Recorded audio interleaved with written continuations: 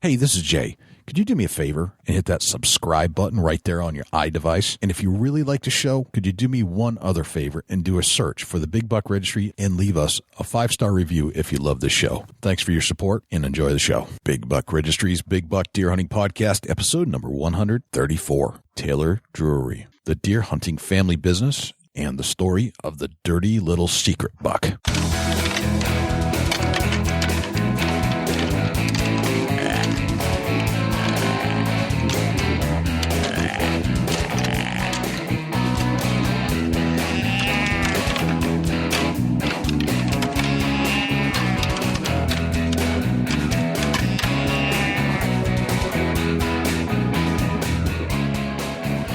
Big Buck Registry is a virtual museum of hunting stories. We preserve a piece of Americana by interviewing and recording hunters about their hunts and experiences from across the country.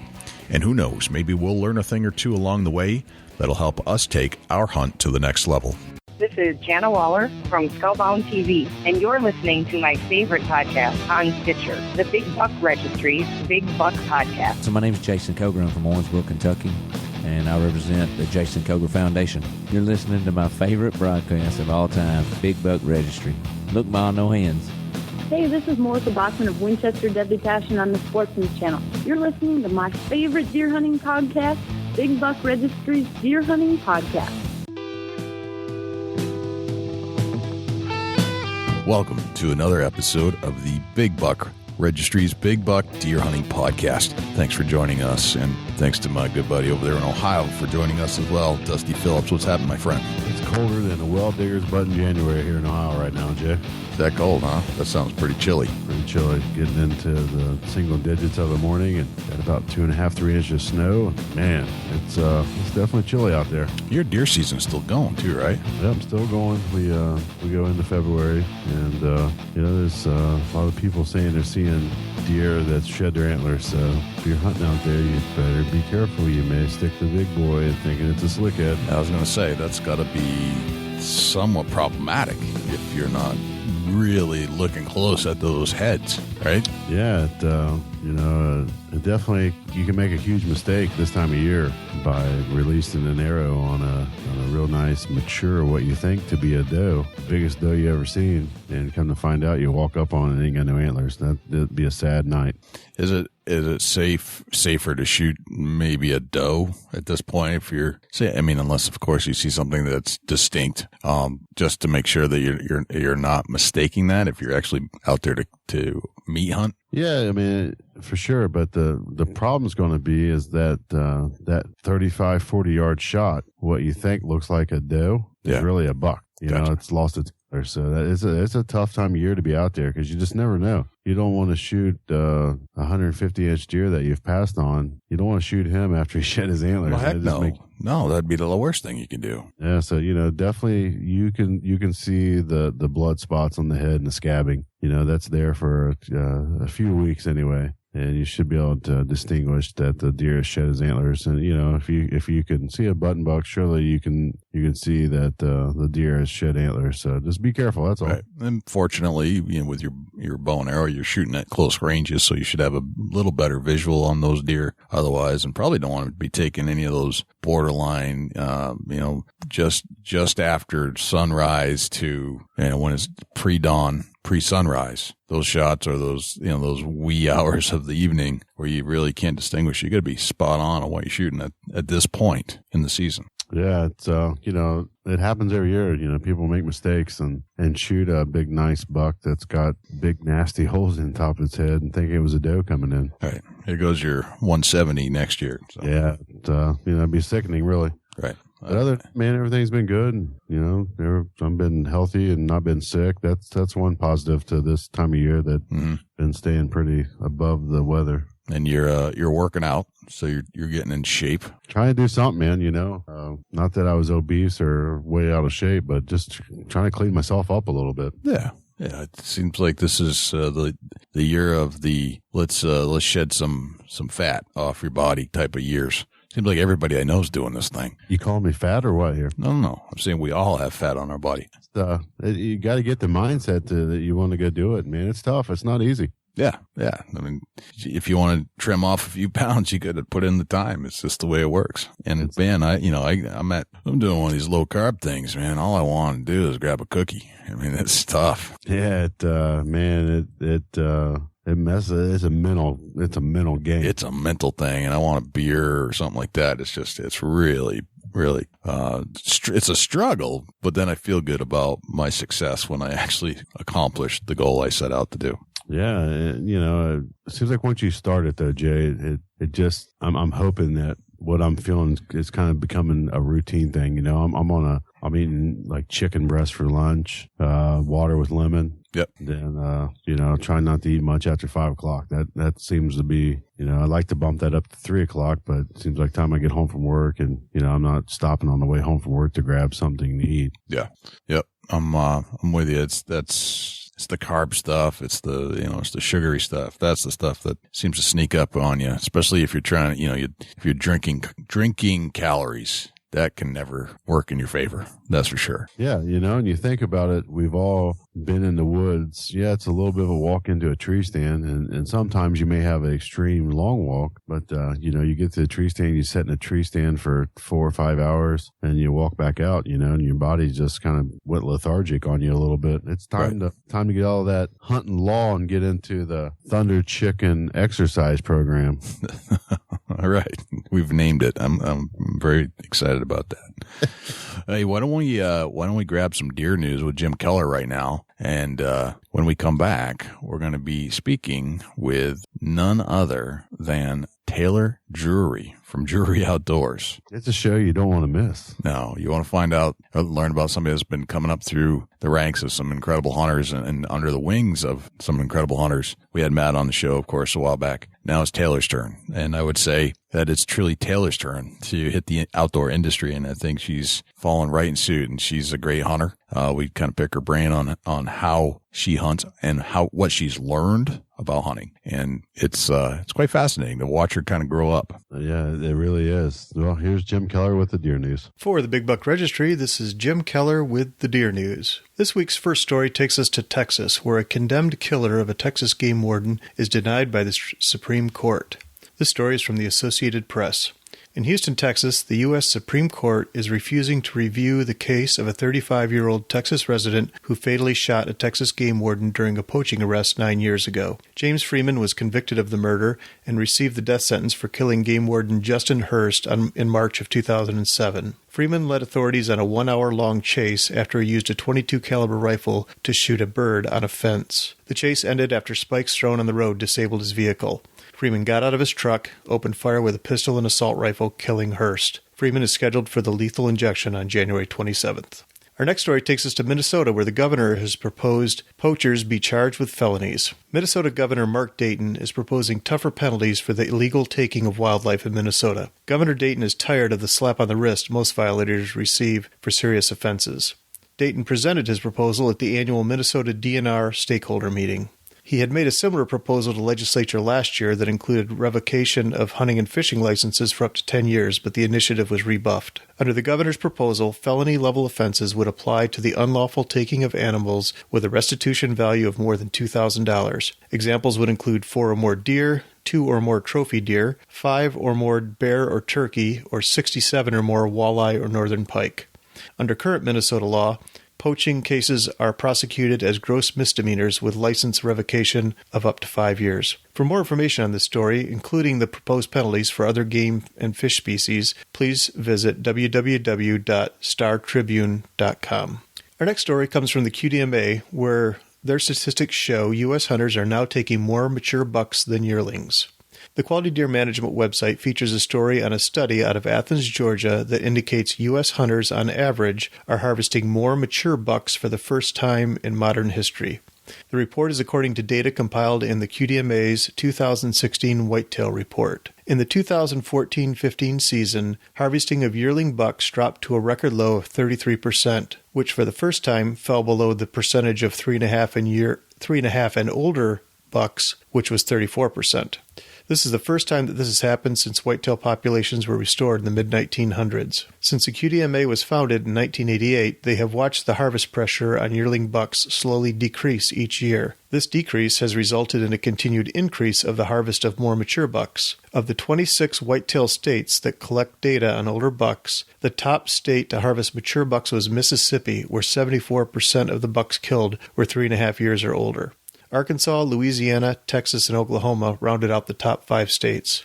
These states also had the lowest rate of yearling bucks harvested, with Arkansas claiming the lowest rate at 8%. For more information on these statistics and to download a free copy of the 2016 Whitetail Report, please visit the QDMA website at www.qdma.com.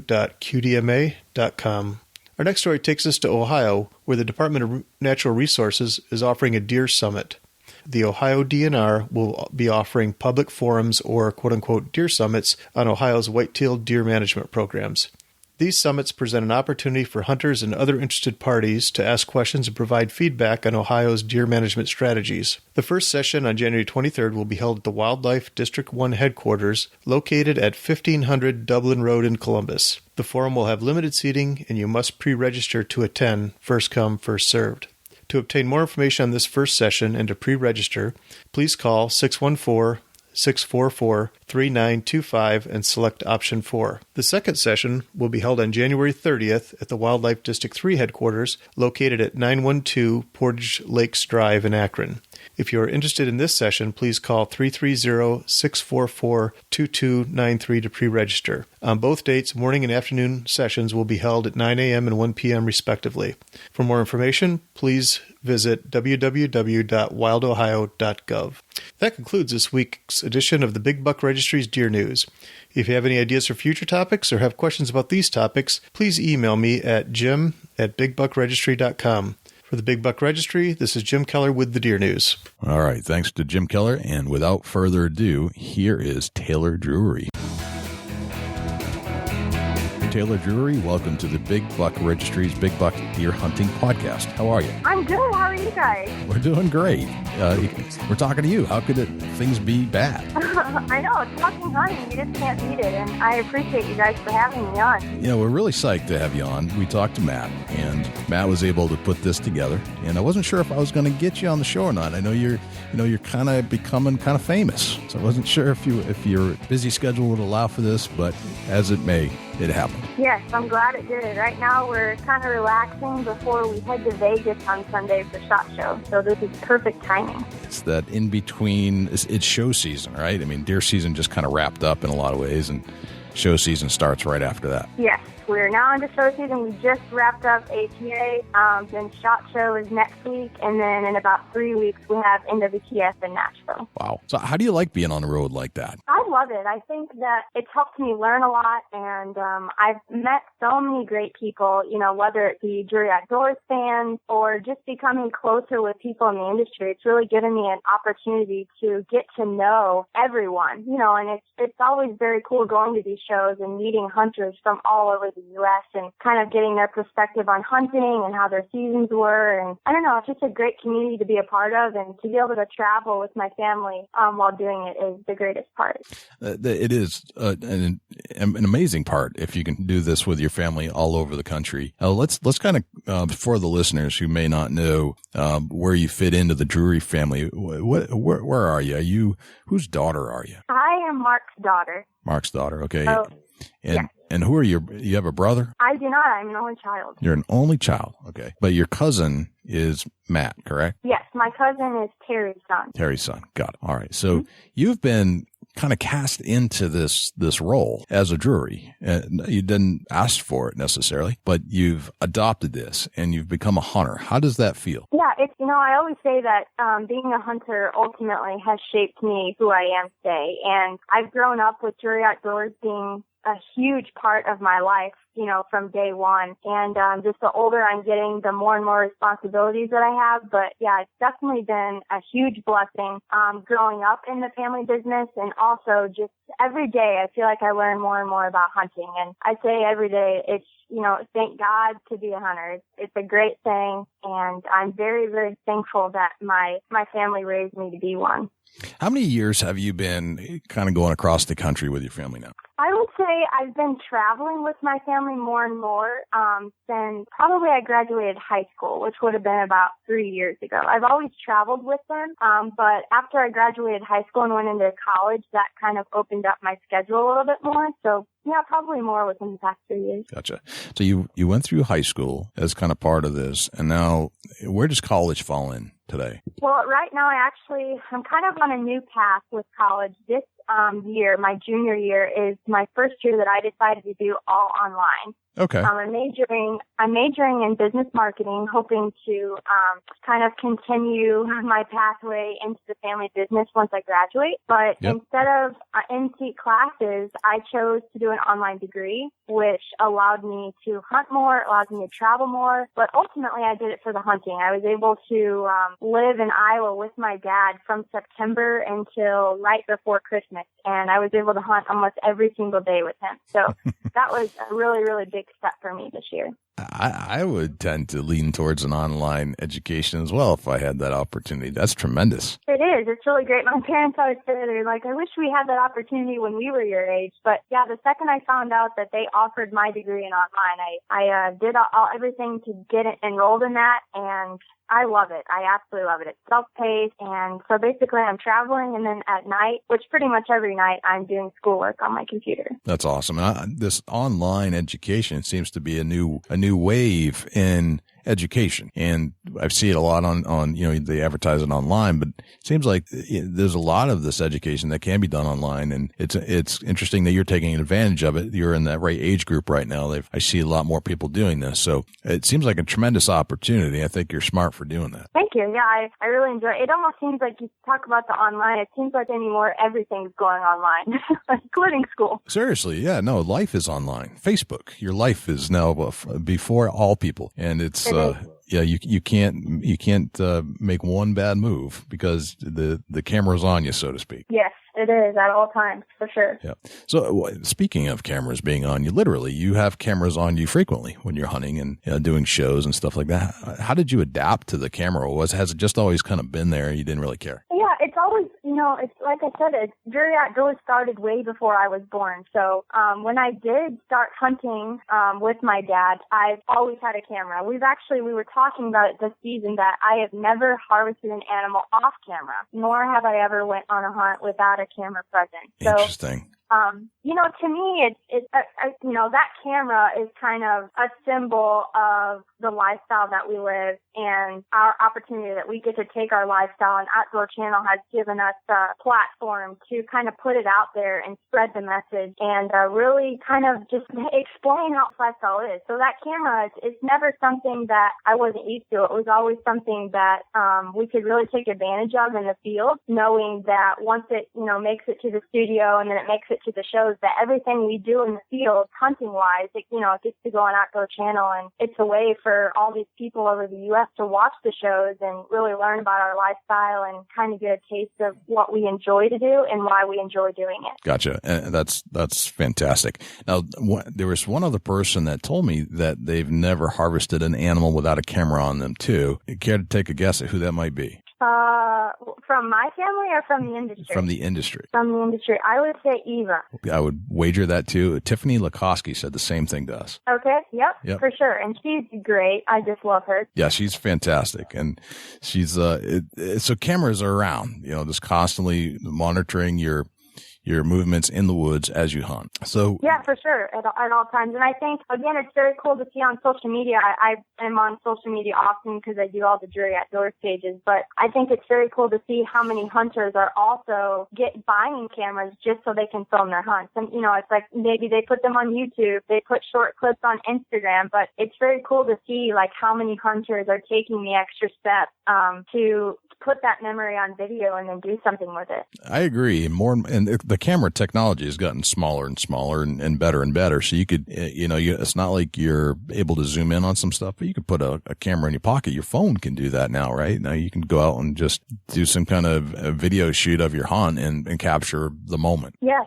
I love that. And it's I think, you see so many videos that kind of circulate social media, and I think that's another great thing. Maybe it may be, an anti-hunter or someone that has never hunted on Facebook and they come across a hunting video, and it may not be killing an animal. It may just be the beauty of nature that someone filmed and they thought that it would go really well, on the internet. So it's very cool how many videos have circulated from the sport.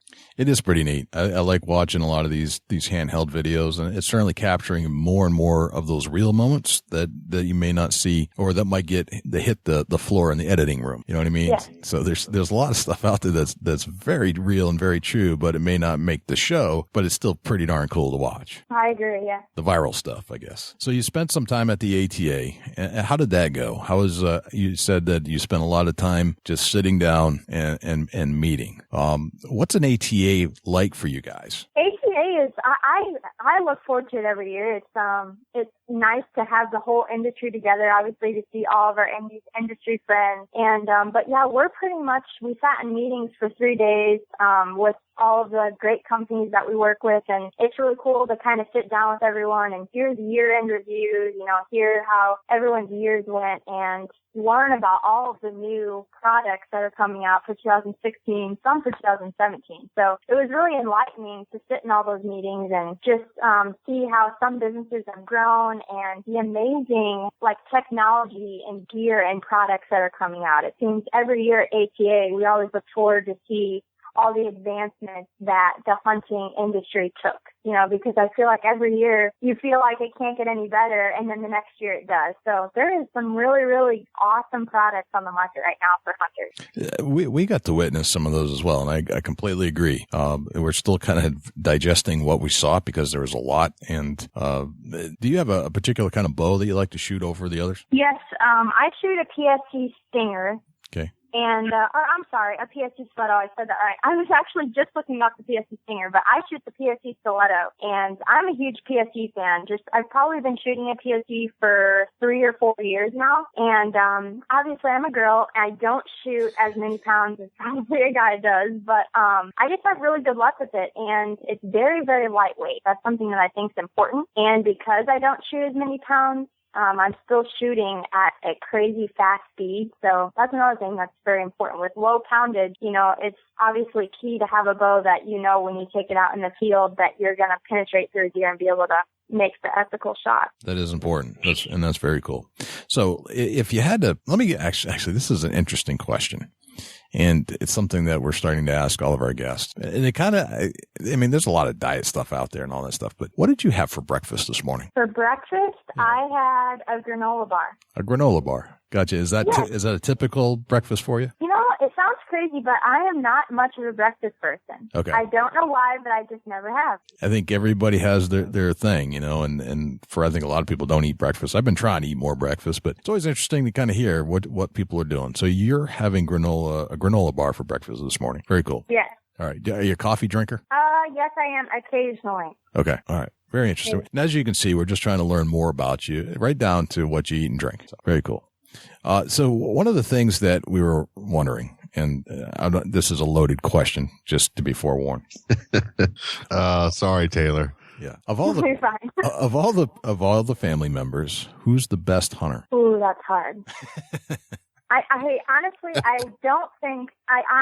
don't think I could sit here and pick one, because obviously I'm going to pick my dad and my Uncle Terry, because I don't know. I definitely couldn't pick one. I couldn't just pick my dad, and I couldn't just pick my Uncle Terry, because they're both just fantastic hunters. They both have different hunting techniques. It's kind of cool. I've shared deer camp with both of them. I shared turkey camp with both of them, and it's really cool to see that two successful hunters hunt in totally different ways. And I feel that we spend a lot of time together during hunting season, and obviously during the summer when we're producing the shows. But it's really cool to kind of be around both of them, just because they have so much knowledge and knowledge that they've proved, over the past 20 years. They've learned so much about whitetail deer and turkey that it's just fascinating to listen to those two talk about deer and turkey. I really could listen to them for hours. And I always say Matt and I are kind of sponges to them, no matter when it is, because everything they say is so important, and it's always correct, but it's so important to kind of soak up as much information as they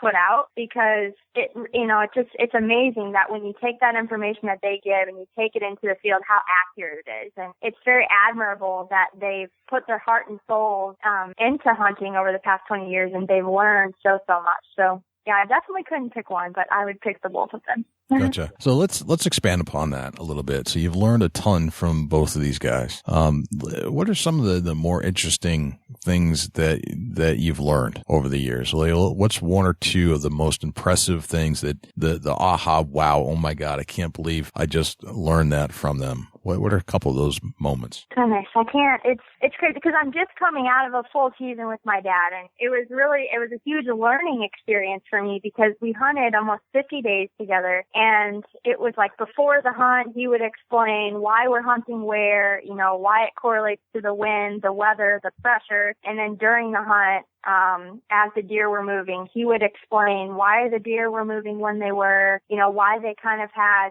this behavioral thing going on. And then after the hunt, he would kind of do a recap of the whole hunt and teach me like the overall lesson or kind of the overall point of the hunt. And again, why we went there and then how it proved to be what it should be. So I don't know. It's hard to pick two certain things that he taught me, but I think, I don't know, just through the years, I guess because it's so important when it comes to hunting to hunt on the right wind, to hunt near bedding areas, to hunt when the pressure's high. I think that's the most intriguing to me because those are kind of the really, really important things that if you take everything else away, that those 3 or 4 things have to be right for the hunt to go well. Okay. So I think I'm always very interested when they're talking about the pressure, or the phases. Obviously, we have 13 out now, and they broke down the 13 phases. So I know your question is 2 things, but I really don't think I could pick. I think it's just I have an overall interest learning now that they broke it down into 13 phases. It's very interesting to learn what tactics are in what phase and why. Okay. So 13 phases. We probably don't have enough time to go through 13 phases on this show today, but what are some of the phases that they're describing?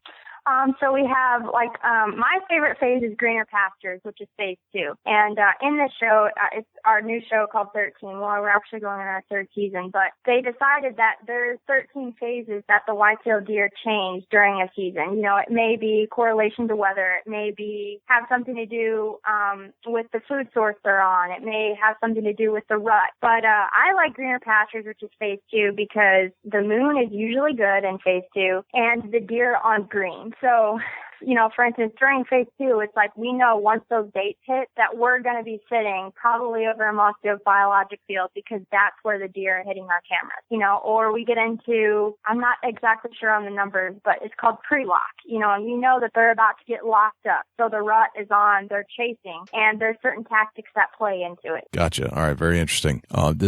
Does late season come into play in the 13? Does what? I'm sorry. Late season? Yes. Late season is probably phase 8 through about phase 13. So we're right now, Missouri bow season is still open. It's open until the 15th. So right now we're in phase 13, the grand finale. Okay. All right. So we're kind of getting towards the end of this phase, this 13 phases. Yeah. Very interesting. That would be very interesting to check out further on. How can we get more information about that particular item?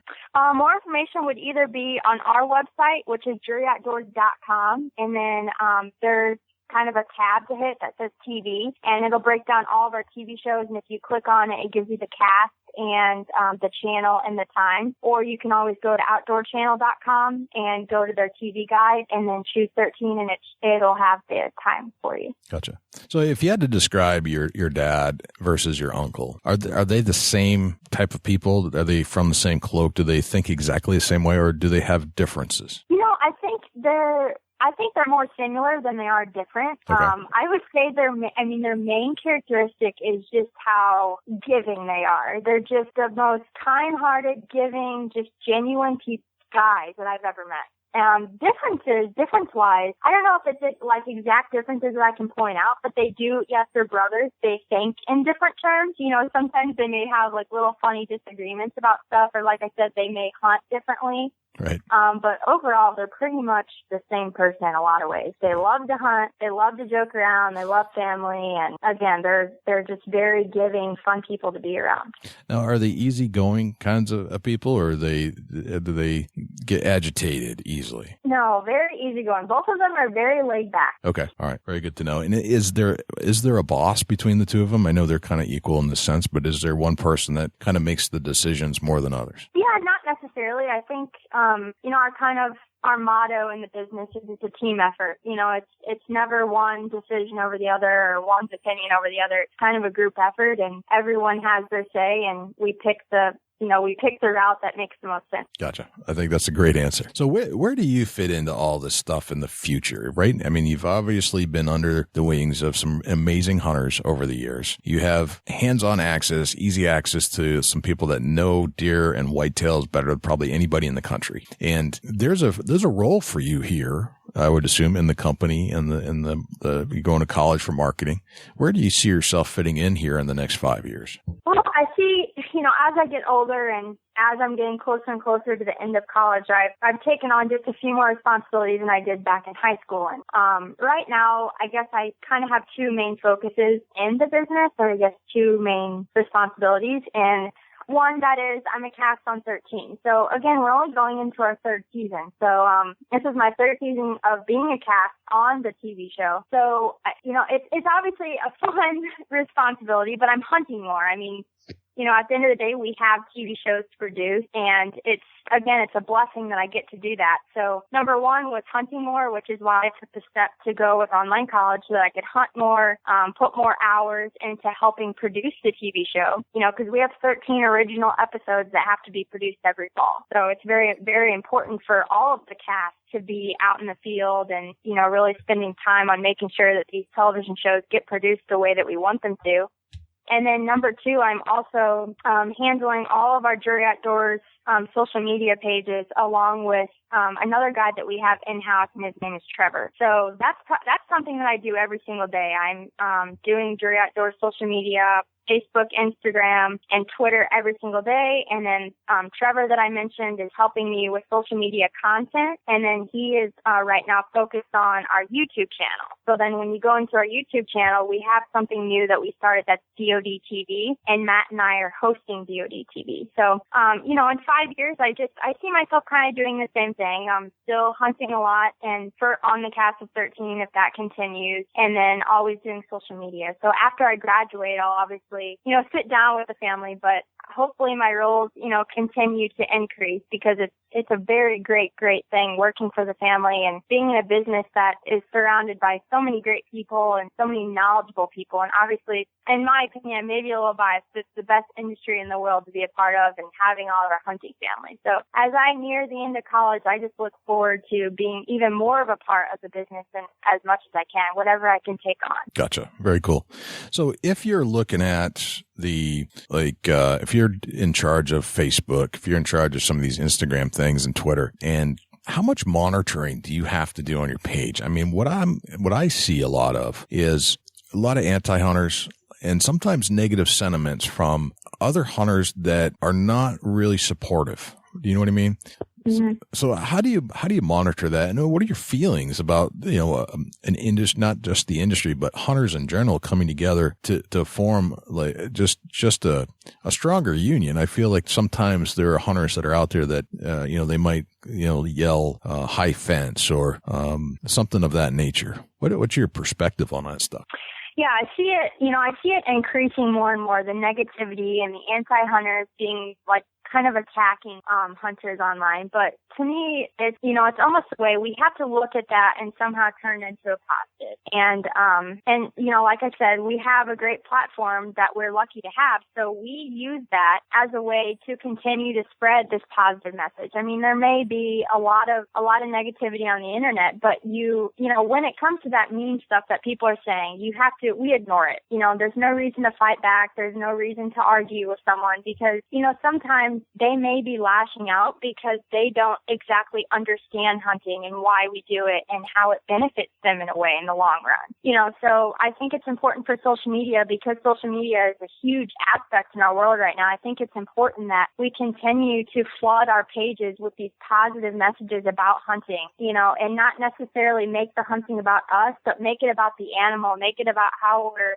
feeding our families and how we're giving back to conservation. Those are the type of messages that I hope, that these people that feel the need to be negative online, they can kind of grab those messages and latch on and maybe be a little bit more educated. But, there's, hunting is very controversial. And like you said, there is a lot of backlash, like the high fence or whatever. But at the end of the day, we know in our heart, what is true and why we hunt and why we're proud to be hunters. So all we can do is try to educate the ones that aren't necessarily informed on it. Yeah.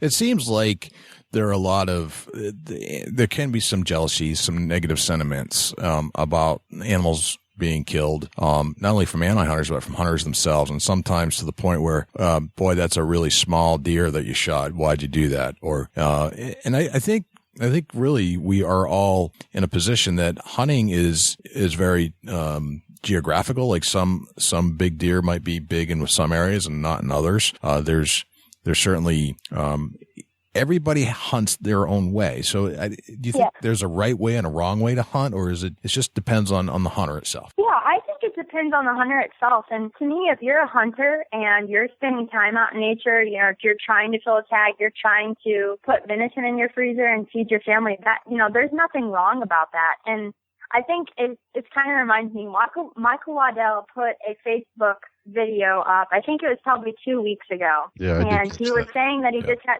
did you see it? Yes. Yeah, I know exactly what you're talking about. Yeah. Okay, and he was saying he just had to vent. And his overall message was, and it's kind of just like you said, he was seeing so much negativity on his page, saying, why are you hunting in a blind? Why are you shooting that buck? Why are you using a crossbow? Whatever it may be. And his main point was like the best point that I've heard in a while, is we're all hunters. With so much outside negativity coming in, you have to forget that. You got to forget it doesn't matter where someone's hunting or what brand of camo they're wearing or how they're going to harvest the animal, whether it's with a bow or a gun. It doesn't matter. We're all out doing the same thing. At the end of the day, we're all eating the same type of meat. We're all giving back into the same land that's all over. It does not matter. So I think his message was very important, because we have to unite as hunters and we have to stick together and continue to spread a positive message instead of breaking one another down. I completely agree with that. Absolutely. What I'd like to do next, Taylor, is like to kind of pick your brain about the techniques that you use in the field and try to figure out, what makes you successful. What types of things do you take with you into the blind or the tree stand or whatever it is that makes you more successful. And I'd like Dusty to kind of take the charge here and kind of, as we try to dissect world-class deer hunters on this show, you're falling into that category. You want to figure out what makes you tick and what makes you the hunter that you are. Okay, I'm ready. Okay. We're going to take you on a little bit of a venture here. We're going to break it down let's start with scent control, Taylor. I know that's got to be a huge factor in the Drury family. And tell us a little bit about what you do. Let's say you're getting ready for a hunt tonight that's going to happen in the morning. Is there any particular thing that do you guys shower with scent control soap or anything? Yes, I know my dad does it year round, which I think is funny, but he's just he's very into scent control. But yeah, anyone that's hunting in our hunting camp showers with the Under Armour scent control shampoo and conditioner.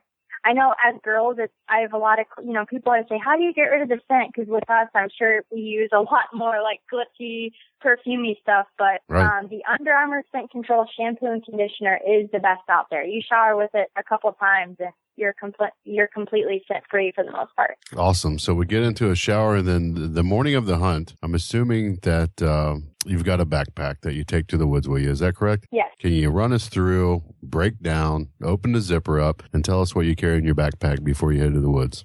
Well, let's think about it. I have an Under Armour backpack, in which I highly recommend. They have all sorts of sizes for their packs. So I love that you get to choose from the variety. But if you open up my zipper, I would most definitely have a Nikon rangefinder. whether if I'm gun hunting or bow hunting, that immediately goes into my pocket the second that we get to where we're hunting. I have Nikon binoculars, the Monarch series. I have a release aid. I always have a release aid, even though if we're gun hunting, it just stays in there automatically. So I know that during bow season, I have it, and there's no chance of me leaving it at home. And I use a TrueFire release aid, and it's in pink mossy oak. I will have a face mask, an Under Armour mossy oak fleece face mask. I'll have a net gaiter. It's an Under Armour fleece net gaiter. Gloves, obviously the Under Armour mossy oak gloves. What else? I always bring a portable iPhone charger. That's probably bad, but I do.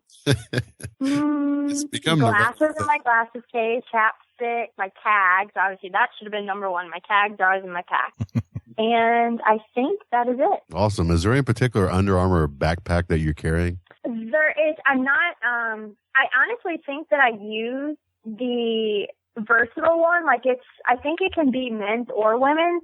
Okay. But it almost looks like a book bag. Like, it looks like if you're going to shop for a school book bag, that's what you would get. But it's an Under Armour mossy oak one. But it fits just like a book bag.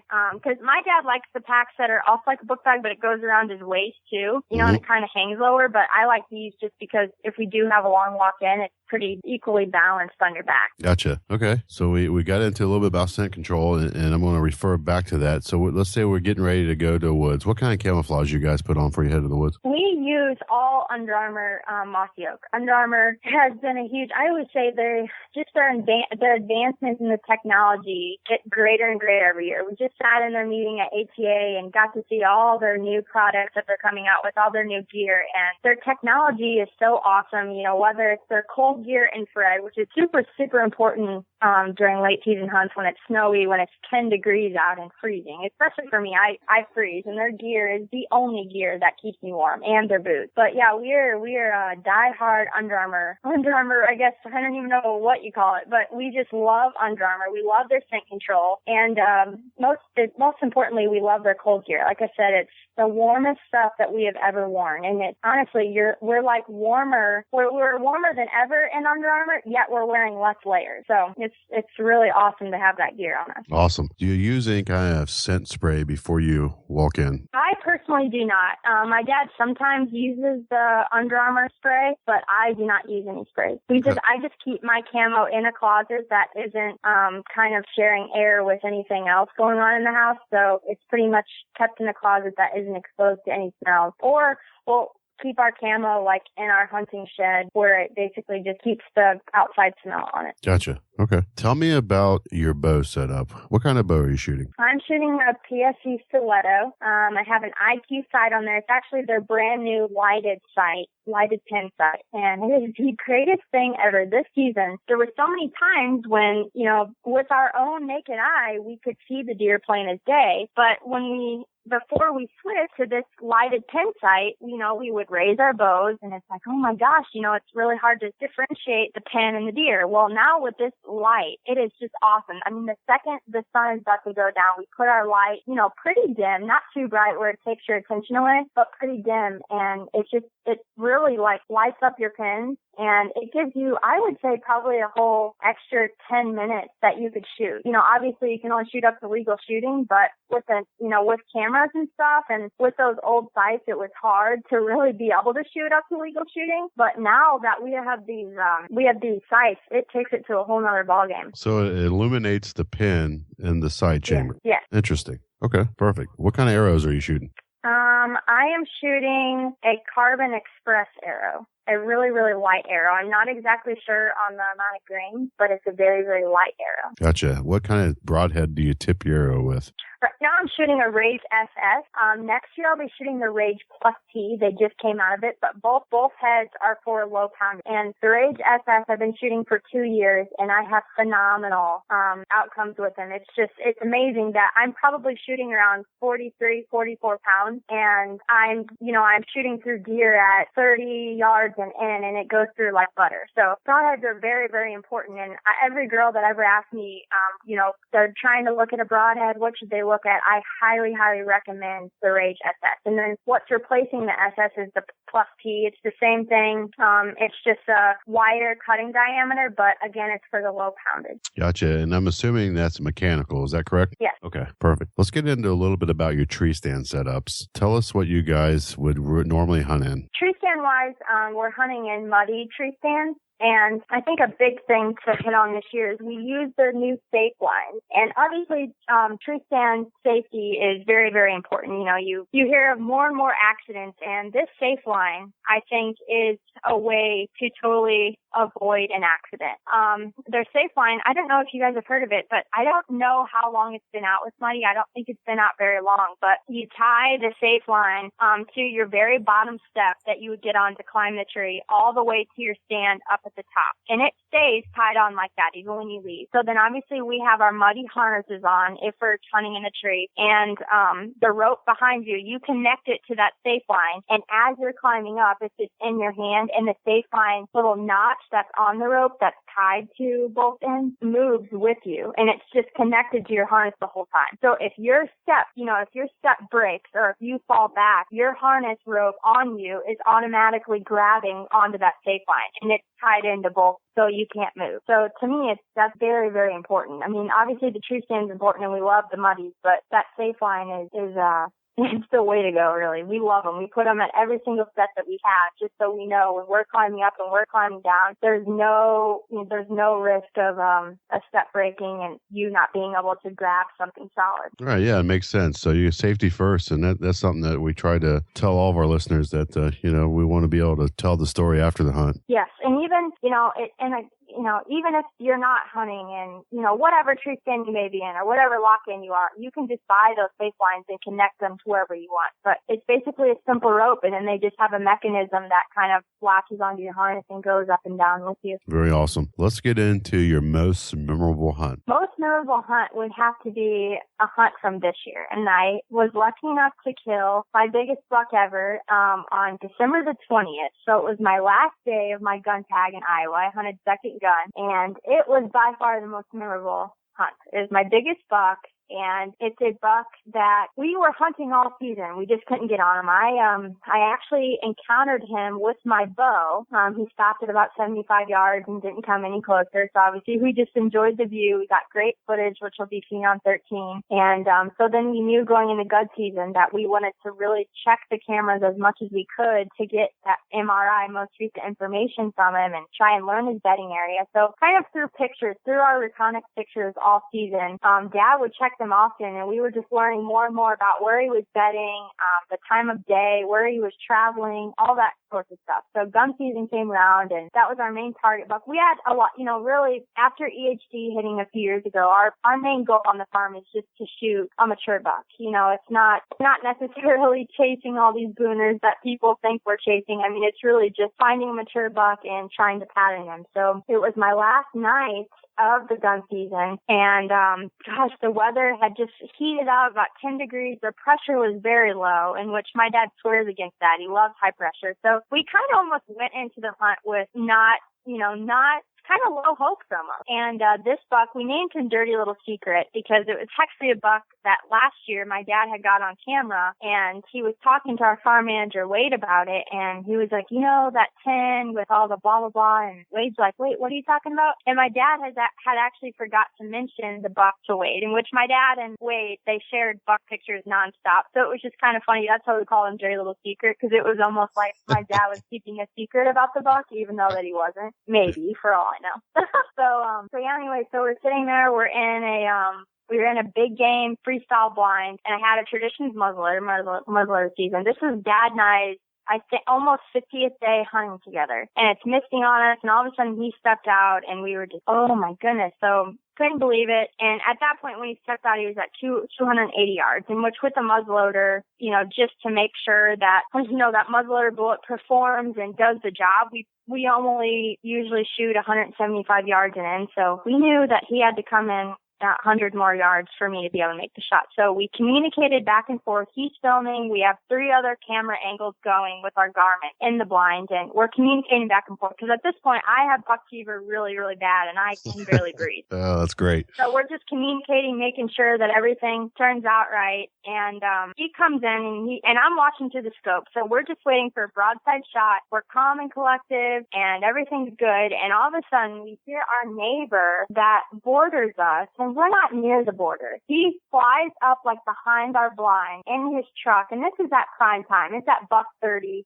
He obviously can see our deer on the field, and I don't know if he could see this buck from his view, but he flies up behind the blind and starts doing donuts in his truck and revving his engine. So then it goes to like complete panic mode, and we luckily we thought so that our field starts clearing, and my buck is basically almost broadside. He's a little bit quartering to. He turned right at the truck because they're all staring at the truck, and I made the shot. He ended up running 100 yards and dying, but it almost, our neighbor doing that, obviously out of spite, it wasn't out of niceness, but our neighbor doing that kind of added a whole new level of excitement and nervousness to the situation that, looking back, it made it 100 times more memorable because it's very cool alone to get that opportunity at a buck like that, but with those circumstances, it was even more of a blessing to get it done with the neighbor doing that. Yeah, that's intense. I could hear the excitement in your voice. Great told story, Taylor. Thank you.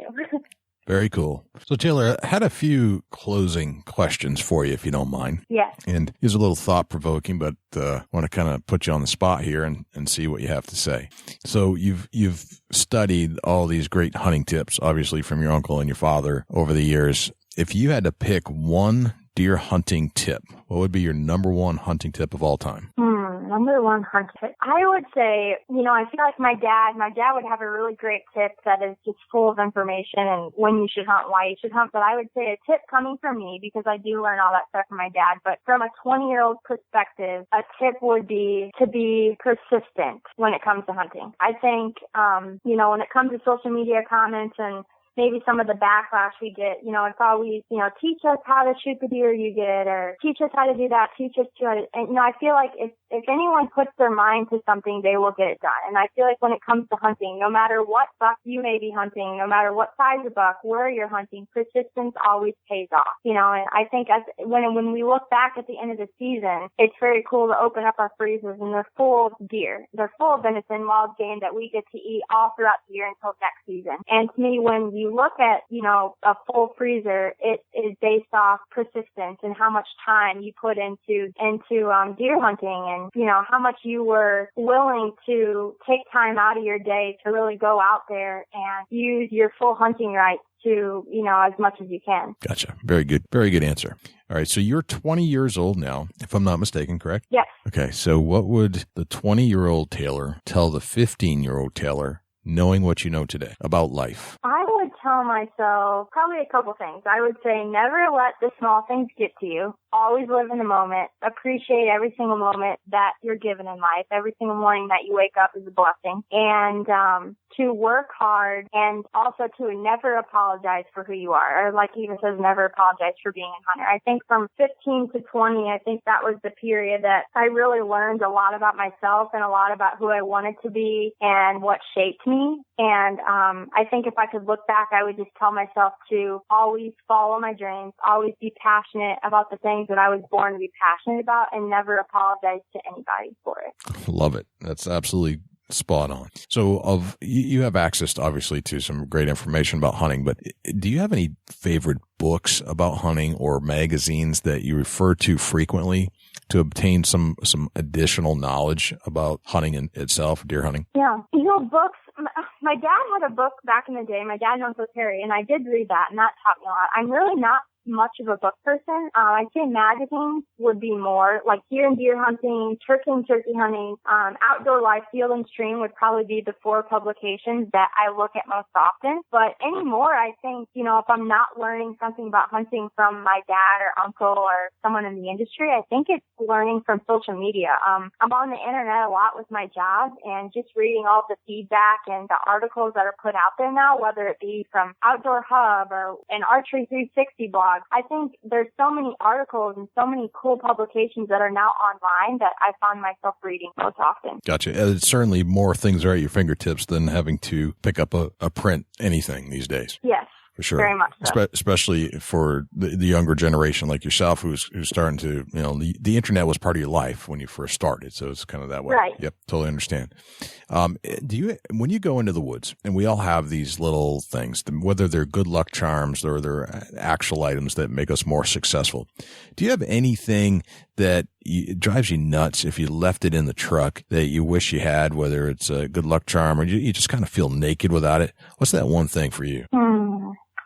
One thing. The sad thing is probably my phone. I don't know why, but I am like a freak about knowing what time it is. I think my dad laughed at me in the blind at how much I check the time. Not that I'm wanting time to pass, but I just, right.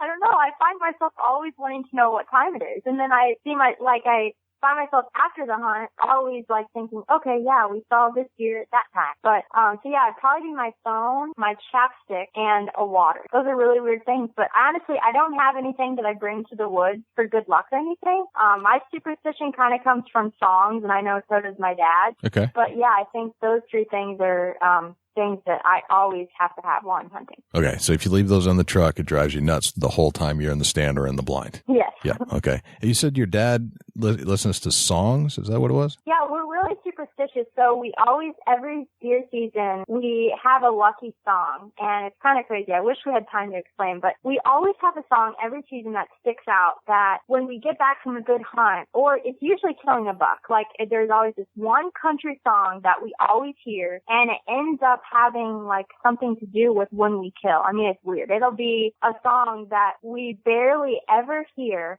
but then the second we hear it, we go hunt and we kill a deer. Or say we're going to track a deer. Like we'll hear the song and then we'll go track the deer and find it after a long track. I don't know. It's just these weird things that it's like everything will go wrong and then we hear the song and then bam, it's like everything's in our favor. Gotcha. Okay. A quick question about your hunting styles. Do you have one style that you stick to the most? Like from what I gather just from your videos, that hunting tree stands seems to be your most preferred method. Do you engage in other methods as well? Yeah, honestly, I don't, tree stands, the safe line thing that I was talking about earlier, that makes me a whole lot more comfortable, but with just all the bad stories that I was hearing about hunting in tree stands, we started hunting in blinds more. Okay. And, we get a little bit of, backlash about that, but we really like, the success that we've had in these blinds, the muddy bull blinds or the big game freestyle blinds or, just a regular box blind. We really, really like hunting in those because it's a flat, stable ground. The scent control in them is awesome, and you have room to put all your stuff in an organized way so that's not going to get in the way if it comes down to the moment of truth. And I don't know, we really do. I prefer blinds over tree stands. Maybe that's because I haven't hunted in a tree stand as much, but I feel a lot safer in them. Gotcha. Do you ever engage? Go ahead. It's very nice to be able to go hunt in the rain and you're covered, Oh, yeah. The being covered during bad weather is a great situation. Dusty and I experienced that just a few days ago when we were hunting Ohio and we got bombarded with a pretty heavy duty snowstorm just as we were walking into the woods. So sitting in that ground blind all day certainly made for a much more comfortable hunt and made you stay out there longer, for sure. Yes. Ground blinds too. I should have mentioned that. Ground blinds too. But yeah, that's, like you said, it's great to be able to still sit in the elements, but not necessarily have to get, downpoured on or whatever it might be. Yeah.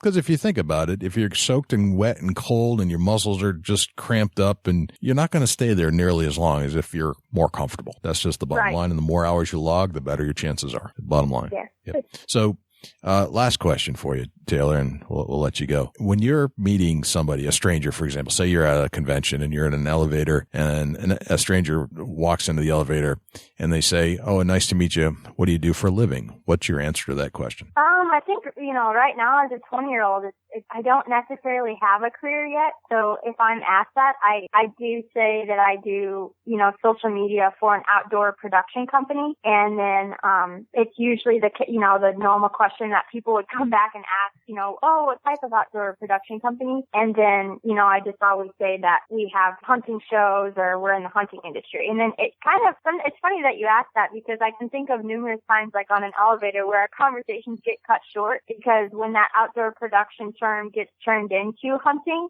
Yep. It's kind of interesting to see that people always, their questions really start flowing, which is really cool. You know, it's something to think about, because you think if you could take every anti-hunter on the internet and turn it into an elevator conversation about hunting, what it made. Right. That's a very good point. And then those conversations are actually very interesting when you get down to it. Yep. Very cool. So what can we expect from Drury Outdoors in 2016? Well, Drury Outdoors, we just wrapped up our whole deer season. So now, starting in July, all 4 of our shows, which is 13 Dream Season and Bow Madness on Outdoor Channel, and then Natural Born on Pursuit, they will start re-airing. So it is all across all 4 shows. It's 13 episodes on each, all original, all starting brand new in July. And then our DoD TV that I mentioned earlier that Matt and I are hosting, we release 2 DoD TV videos a week on our YouTube channel, which is kind of like either hunts from the past or tips from the past. Kind of all that footage that you were talking to that hits the studio floor and doesn't go anywhere. Yep. We have so many hours, I mean, hundreds of thousands of hours of footage that never, made it to TV. So DoD TV is our perfect place to take all that footage and put it online for everyone else to see. Beautiful. So DoD TV is more popular, and then social media. We're really hammering it hard on our social media accounts right now with all kinds of content that is coming from Drury Outdoors. It's all authentic. So those are probably the 3 main things: TV, YouTube, DoD TV, and then social media. Gotcha.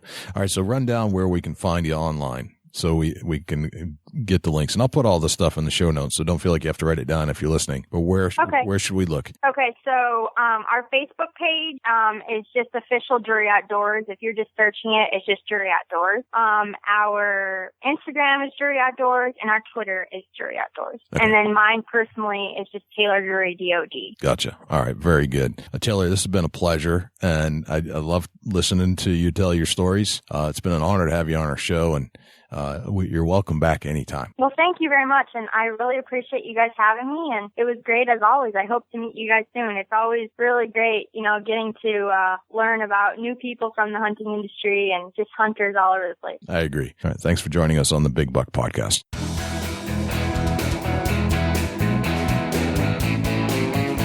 What an amazing young lady Taylor is. Yeah, it's just think of what, she's got some big shoes to fill, Jay, and coming up with her dad and uncle and her cousin hunting like they do. And man, it's just got to be one heck of an experience and one heck of a drive to fill them shoes and become part of the Drury operation there. It's got to be a little bit of pressure, I would think, on her, because she's got some expectations upon herself from the family, but she's also got an entire hunting industry and fan base that's looking up to her already. But she's so smooth and polished at what she's doing already. That's the fascinating part. Yeah, for sure. And, the drive she's got, Jay, I think that anything she runs into will not be an issue for Taylor Drury. She's got that outgoing personality and the drive to work through any scenario that she could possibly run into. Yep. She's, she's definitely right there with Ava Shockey or Tiffany Lakoski. She's already in that category. She's already, of the upper echelon of female hunters, and she's just getting started. Yeah, for sure. And I don't see her not being successful. That's the whole thing. She's going to be huge successful, and she's going to be a huge asset to the family business. I mean, wouldn't you like to hang out with Mark and Terry Drury? Just call, you get them on the phone anytime you want. Hey, I did this. What do you think? What an asset to that is to deer hunting. It's like 2 mega Rolodexes of deer hunting information right there. Yeah. That's crazy. It's like hanging out with a professor of the whitetail woods, but at your fingertips whenever you want to have more knowledge. Just call your uncle or your dad. It's crazy. It's pretty darn cool. It is pretty darn cool. He took the words right out of my mouth. Well, excellent, man. This has been very cool. Do we have a Chubby Tines tip of the week this week, Dusty? We do have a Chubby Tines tip of the week. What do we got? The season coming to a completion. It's time to go out there and release them straps on your tree stand and let that tree grow without burying your stand into the bark of it. That's something that's very often overlooked, that in the following year you go out there and your straps just so tight around that tree. They're a living thing, and they clean your air, and let's try to take care of them trees. I'm not saying go out there and unstrap everything and walk away and try to climb down unstrap. But if you just release that ratchet strap or that pull strap, just give that tree enough room to expand. And, it's freezing and thawing, and that tree's going to grow by the time you get back into the stand again in the fall. So just keep that in mind when you're out in the woods. That's a good point. I've neglected some tree stands before I went back to inspect them, and those trees are strong. They, those straps wear down over time, and then they'll just they can bury it into the tree, but the straps themselves will snap. And of course, if you're not paying attention, that could be really a lot of trouble the day you show up to hunt there and climb up in the tree. Yeah, it just seems if I release them, give them a little slack, and when I go to get back in the fall, I ratchet them down and I hunt. A little breathing room. That's a very good point. Something I haven't considered recently, but that's a good idea. I think it'll be a good reason to get out in the woods again, just to check the stands, check the track, see what's going on. Yeah, absolutely. And it gives you another reason to go out and check that trail camera and see if them deer are shedding. Right. That's right. Exactly. A little shed hunting. Check your stands while you're shed hunting. That's a real good idea. Oh man, it's been a great show. Or thank you to Taylor Drury for joining us on the show. Just a lot of great insight into her world, and gave us some pointers on what to do out there in the whitetail woods. So Dusty, where can we find you when you're not hanging out here on the microphone with me? Well, sometimes I'm in the woods, but the season's winding down. So you can look me up, facebook.com/Chubby Tines Outdoors. You can also shoot me an email here at the Big Buck Registry. That's dusty@bigbuckregistry.com. And, if you want to hit me up on Instagram @ChasingAntler. Jay, where can the people reach out to you when you're not on the mic? You can definitely find me in the woods as I'm out there trying to find some sheds and getting an idea where these deer are traveling. I think they are definitely starting to yard up a little bit where I'm at, where the snow starting to get a little deeper, not very much, but the cold temperatures specifically seem to have moved them into a herding type or yarding type situation. But you will find me in the woods, or if you want to, you can email me, jay@bigbuckregistry.com. You can always check out our Facebook page, which is facebook.com/bigbuckregistry. Twitter is twitter.com/bigbuckregistry. You can give us a call at 724-613-2825 if you'd like to leave us a hunting story or something that you like or don't like about this show. That's a great place to do it. And if you're an Apple user, if you're using an iPhone to listen to this show, if you wouldn't mind, please leave a review if you love this show and leave us a 5-star review. And all you have to do is do a search for Big Buck Registry. You'll find us, and then you can do the review process from there. Also, subscribe to this show if you haven't already, either on Stitcher or on the Apple device if you're using an Apple device. Also, you can find us on the Outdoor Podcast channel over at outdoorpodcastchannel.com, and also found on iTunes. And I think that is all the places we're hanging out right now, Dusty. Big buck everywhere out. Big buck. Yes, sir. Well, man, I'm Jay Scott. I'm Dusty Phillips. This is the Big Buck Registry's Big Buck Deer Hunting Podcast. We'll see you next week. Can't wait.